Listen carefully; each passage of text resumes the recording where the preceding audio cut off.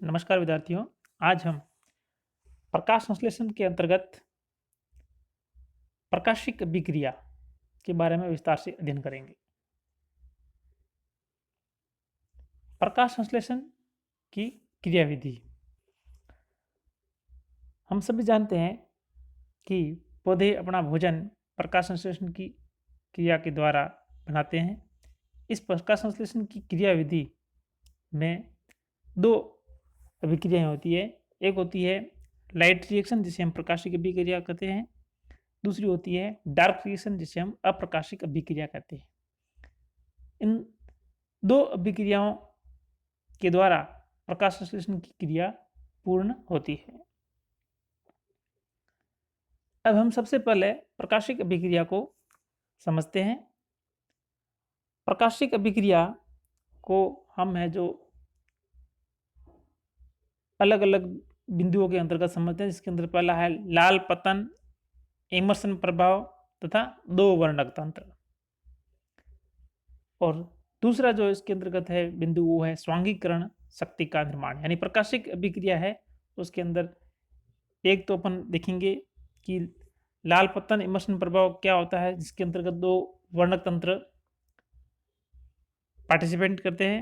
और दूसरा होता है कि इन वर्णक तंत्रों के द्वारा किस प्रकार से है जो स्वांगीकरण शक्ति का निर्माण किया जाता है। सबसे पहले हम समझने का प्रयास करते हैं कि लाल पतन तथा इमर्सन प्रभाव क्या होता है। रॉबर्ट इमर्सन ने प्रकाश संश्लेषण में क्वांटम प्रकाश प्राप्ति पर अनेक प्रयोग किए। एक क्वांटा प्रकाश के अवशोषण पर जितने ऑक्सीजन अणु विमुक्त होते हैं, उसे क्वांटम प्राप्ति कहते हैं। प्रकाश संश्लेषण क्रिया दो क्वांटा की मानी गई है, अर्थात एक इलेक्ट्रॉन को सक्रिय करने के लिए दो क्वांटा प्रकाश की आवश्यकता होती है। इस प्रकार प्रति क्वांटम प्राप्ति है जो 1/8 अथवा 12% होती है। इमर्सन तथा सहयोगियों ने मोनोक्रोमेटिक लाइट अर्थात एक वर्णी प्रकाश पुंज का प्रयोग करते हुए एक वर्णी प्रकाश पुंज की विभिन्न तरंगदैर्ध्यों में प्रकाश संश्लेषण की क्वांटम प्राप्ति की स्टडी की, और उन्होंने पाया कि 680 नैनोमीटर से अधिक की तरंगदैर्ध्य वाले एक वर्णी प्रकाश पुंज में क्वांटम प्राप्ति घट जाती है, जैसा कि आप यहाँ पर देख रहे हैं। चूंकि ये तरंगदैर्ध्य प्रकाश वर्णक्रम के लाल क्षेत्र से संबंधित है, अतः इस समय जो प्रकाश संश्लेषण में कमी आती है, इसे हम लाल पतन अर्थात रेड ड्रॉप प्रभाव कहते हैं। एक अन्य प्रयोग में इमर्सन तथा सहयोगियों ने जो देखा कि जब 680 नैनोमीटर से अधिक तरंगदैर्ध्य के प्रकाश के साथ साथ अगर हम कम तरंगदैर्ध्य वाले प्रकाश किरणों का प्रयोग करते हैं, तो उन्होंने देखा कि प्रकाश संश्लेषण की दर दोनों तरंगदैर्ध्यों में प्राप्त अलग अलग दरों के योग से अधिक थी। अब आप यहाँ पर देख रहे हैं, यहाँ पर 680 नैनोमीटर से अधिक तरंगदैर्ध्य वाले प्रकाश की उपस्थिति में प्रकाश संश्लेषण की दर में कमी आ रही है। वहीं आप देख रहे हो इससे कम तरंगदैर्ध्य वाले प्रकाश की उपस्थिति में प्रकाश संश्लेषण की दर अधिक है। लेकिन जब इन दोनों ही एक वर्णी प्रकाश पुंज 680 नैनोमीटर से अधिक और 680 नैनोमीटर से कम तरंगदैर्ध्य वालों को एक साथ जब जो दिया जाता है, तो प्रकाश संश्लेषण की दर इन दोनों के संयुक्त प्रभाव से अधिक होती है, जो कि आप यहाँ पर देख रहे हैं। ठीक है, तो जब दोनों एक वर्णी प्रकाश पुंजों को एक साथ दिया जाता है, तो प्रकाश संश्लेषण में जो इजाफा होता है, वृद्धि होता है, इसे हम इमर्सन प्रभाव या इमर्सन एनहांसमेंट इफेक्ट कहते हैं।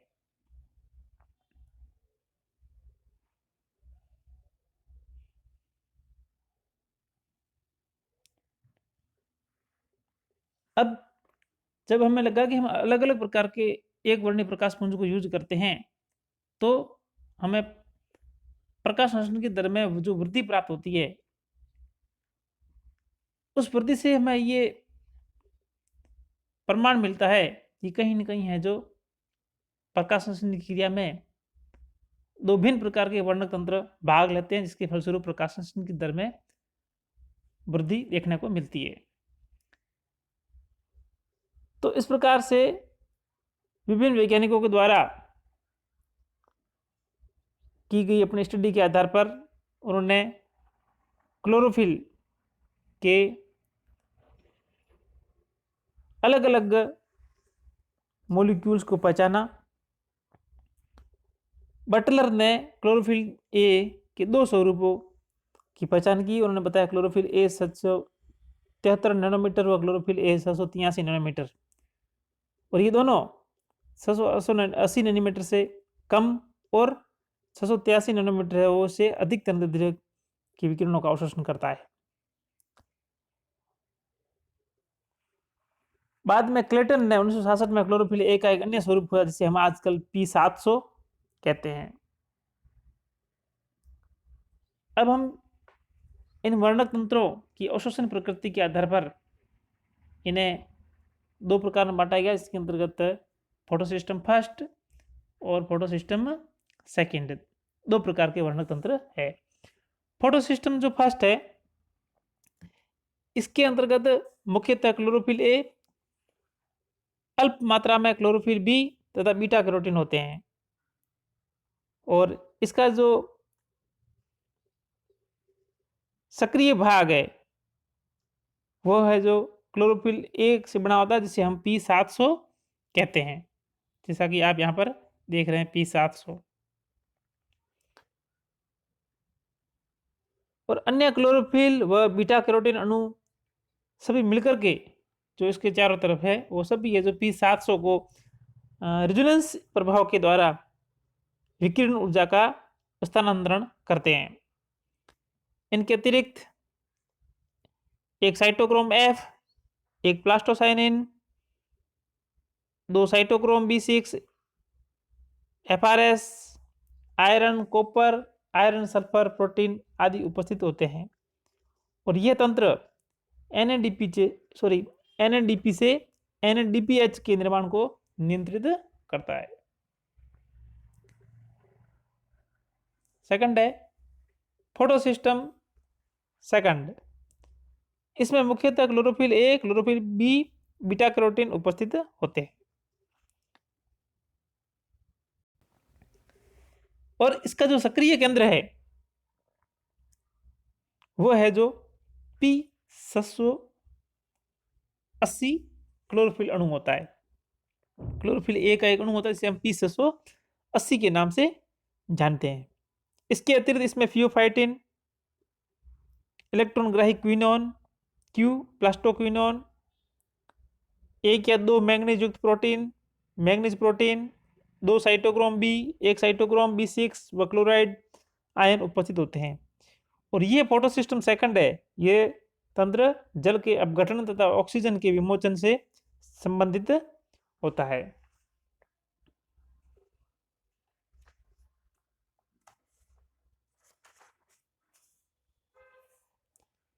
अब हम देखते हैं कि इस फोटोसिस्टम फर्स्ट और सेकंड में क्या अंतर है।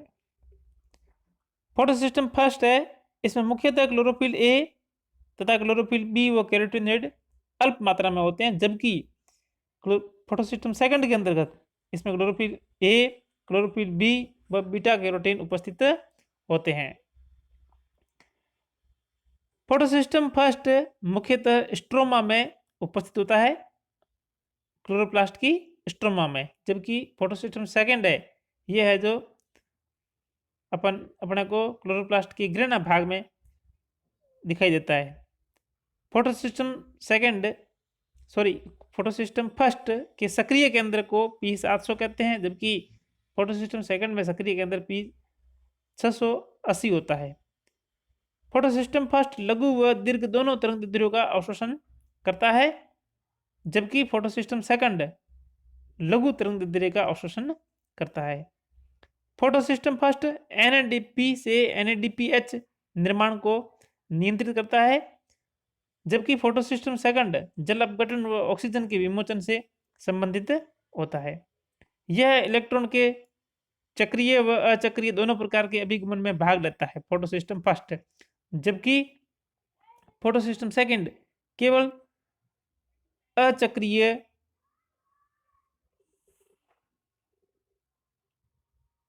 अभिगमन से संबंधित है।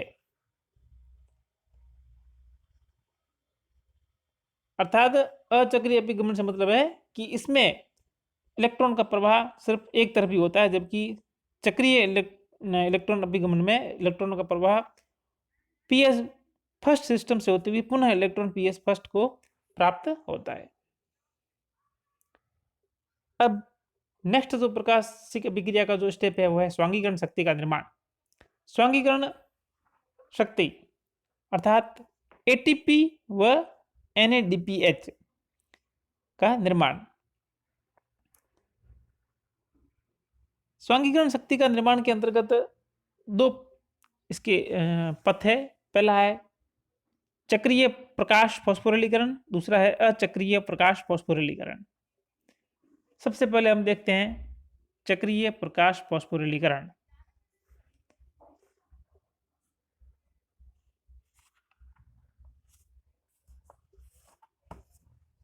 चक्रीय प्रकाश फास्फोरिलीकरण के अंतर्गत PS फर्स्ट इस प्रक्रिया में भाग लेता है, फोटोसिस्टम फर्स्ट, और यह चक्र क्लोरोप्लास्ट को 680 नैनोमीटर से अधिक तरंगदैर्ध्य के प्रकाश द्वारा प्रदीप्त करने पर फंक्शनल होता है। इस चक्र में प्रकाश किरणों द्वारा सक्रिय क्लोरोफिल अणु द्वारा उत्सर्जित इलेक्ट्रॉन प्रकाश ऊर्जा को विमुक्त करने के पश्चात पुनः उसी क्लोरोफिल अणु को प्राप्त होता है। जैसा कि आप देख रहे हो यहाँ पर इस सिस्टम के अंतर्गत रिएक्शन सेंटर से निकला हुआ इलेक्ट्रॉन पुनः है जो विभिन्न इलेक्ट्रॉन वाहकों से गुजरते हुए पुनः वापस है जो रिएक्शन सेंटर को पहुंचता है। इसलिए इलेक्ट्रॉन की इस विधि द्वारा जो ATP का निर्माण होता है उसे हम चक्रीय प्रकाश फास्फोरिलीकरण कहते हैं। अब प्रकाश तंत्र फर्स्ट के द्वारा प्रकाश ऊर्जा अवशोषण के फलस्वरूप इसका अभिक्रिया जो केंद्र है P700 वो क्लोरोफिल से इलेक्ट्रॉन उत्सर्जित होता है। यहाँ पर आप देख रहे हो इलेक्ट्रॉन उत्सर्जित होता है,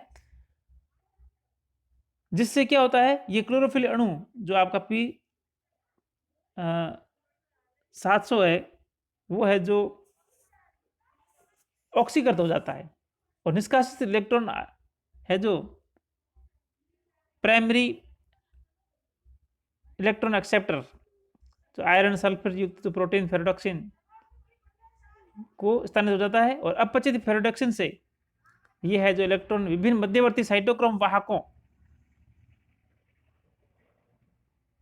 जिसके अंतर्गत साइटोक्रोम B6, साइटोक्रोम F व प्लास्टोसाइनिन से होता हुआ वापस पुनः P700 को पहुंच जाता है रिएक्शन सेंटर पर। तो इलेक्ट्रॉन है जो उच्च ऊर्जा स्तर से निम्न ऊर्जा स्तर को स्थानांतरित होता है और इस प्रकार विमुक्त ऊर्जा ATP के निर्माण में प्रयुक्त होती है। यहाँ जो ऊर्जा है स्थानांतरण के दौरान वो है जो ATP का निर्माण करती है।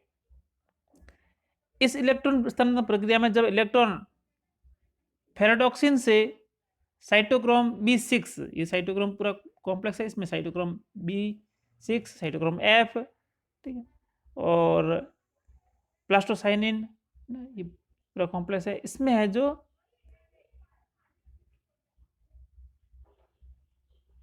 इलेक्ट्रॉन फेरोडॉक्सिन से साइटोक्रोम B6 में था साइटोक्रोम B6 से साइटोक्रोम F में स्थानित होता है तो ऊर्जा मुक्त होती है जो हमें ATP के रूप में संश्लेषित हो जाती है। तो इस प्रकार से इस चक्रीय फास्फोरिलीकरण के अंतर्गत हमें स्वांगीकरण शक्ति के रूप में ATP की प्राप्ति होती है। दूसरा है अचक्रीय प्रकाश फास्फोरिलीकरण। उच्च पादपों में अचक्रीय प्रकाश फास्फोरिलीकरण की सामान्य विधि है।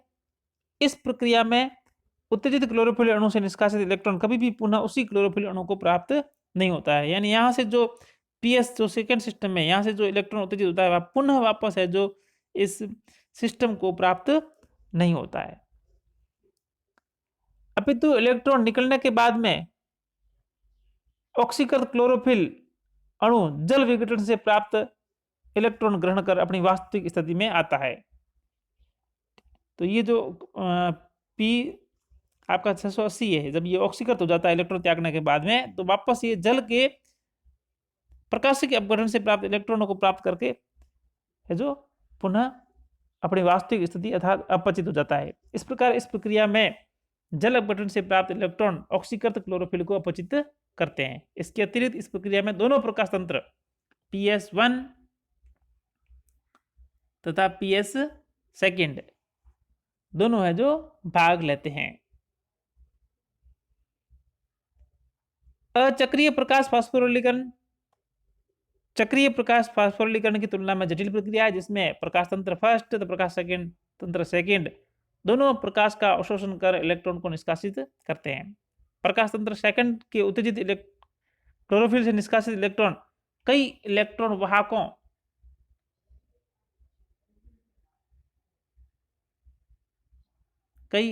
वाहकों प्लास्टोक्विनोन,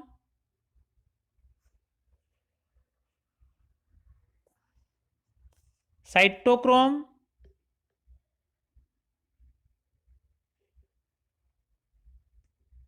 B6 साइटोक्रोम F तथा प्लास्टोसाइनिन से होता हुआ प्रकाश तंत्र फर्स्ट जो आप यहां पर देख रहे हैं, प्रकाश तंत्र फर्स्ट के रिएक्शन सेंटर P700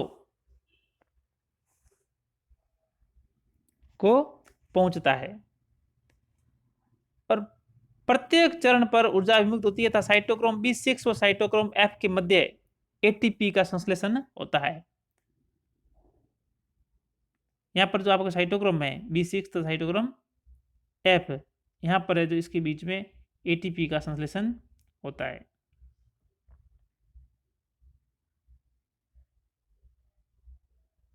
प्रकाश तंत्र फर्स्ट पहले ही फोटोन ग्रहण कर इलेक्ट्रॉन निष्कासन द्वारा ऑक्सीकृत हो चुका होता है। इस तंत्र अर्थात जो फोटो सिस्टम सेकेंड है से इलेक्ट्रॉन प्राप्त करके वह पुनः है जो एक इलेक्ट्रॉन का निष्कासन करता है और प्रकाश तंत्र फर्स्ट द्वारा निष्कासित इलेक्ट्रॉन फेरोडॉक्सिन द्वारा है जो ग्रहण कर लेता है और अपचित फेरोडॉक्सिन से ये इलेक्ट्रॉन अन्य इलेक्ट्रॉन ग्राही NADP निकोटिनेमाइड एडेनिन डाइफॉस्फेट द्वारा ग्रहण कर लेता है तथा जल से उत्पन्न हाइड्रोजन के सहयोग से NADPH का निर्माण करता है। इस प्रकार से इस अचक्रीय फास्फोरिलीकरण के अंतर्गत स्वांगीकरण शक्ति के रूप में हमें NADPH व ATP दोनों की प्राप्ति होती है।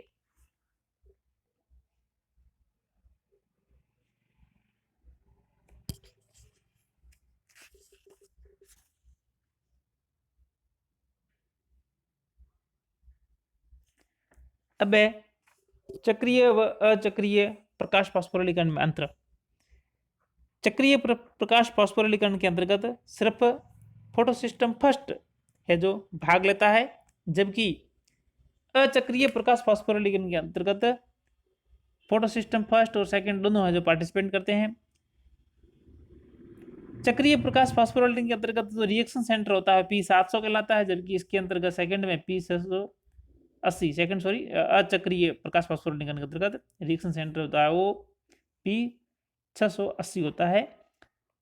चक्रीय प्रकाश फास्फोरिलीकरण के अंतर्गत इलेक्ट्रॉन जो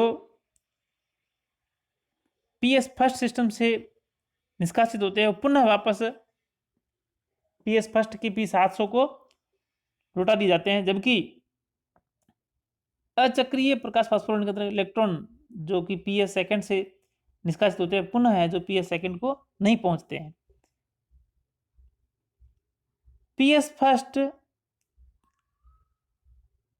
जो कि साइक्लिक फोटोफॉस्फोराइलेशन से संबंधित है, इसके अंतर्गत है जो जल का प्रकाशिक अपघटन नहीं होता है, जबकि अचक्रीय प्रकाश फास्फोरिलीकरण के अंतर्गत PS सेकंड सिस्टम के द्वारा जल का प्रकाशिक अपघटन होता है। अर्थात हम ये कह सकते हैं कि चक्रीय प्रकाश फास्फोरिलीकरण के अंतर्गत जल का प्रकाशिक अपघटन नहीं होता है, जबकि अचक्रीय प्रकाश फास्फोरिलीकरण के दौरान जल का प्रकाशिक अपघटन होता है। चक्रीय प्रकाश फास्फोरिलीकरण के द्वारा सिर्फ है जो एटीपी का निर्माण होता है, जबकि अचक्रीय प्रकाश फास्फोरिलीकरण के द्वारा एटीपी व एनएडीपीएच दोनों प्रकार की स्वांगीकरण शक्ति का निर्माण होता है। चक्रीय प्रकाश फास्फोरिलीकरण के दौरान जो फास्फोरिलीकरण होता है वो है जो 2 स्थान पर होता है, जबकि इसके अंतर्गत अचक्रीय प्रकाश फास्फोरिलीकरण के अंतर्गत एक ही जगह पर है जो फास्फोरिलीकरण होता है। चक्रीय प्रकाश फास्फोरिलीकरण के अंतर्गत इनको इस सिस्टम को कोई बाह्य इलेक्ट्रॉन दाता की जरूरत नहीं होती है, जबकि अचक्रीय प्रकाश फास्फोरिलीकरण में बाह्य इलेक्ट्रॉन दाता के रूप में जल अर्थात अथवा हाइड्रोजन सल्फाइड की जरूरत होती है। साथ ही चक्रीय फास्फोरिलीकरण जो प्रकाश फास्फोरिलीकरण होता है इसके अंतर्गत ये है जो डाइक्लोरो डाइमिथाइल यूरिया के प्रति सेंसिटिव नहीं होता है, जबकि नॉन साइक्लिक फोटोफॉस्फोराइलेशन ये है जो डाइक्लोरो डाइमिथाइल यूरिया के प्रति सेंसिटिव होता है, और ये है जो इलेक्ट्रॉन फ्लो को इनहिबिट करता है अर्थात रोकता है, क्योंकि ये जो DCMI है ये फोटो सिस्टम सेकंड को इनहिबिट कर देता है। धन्यवाद।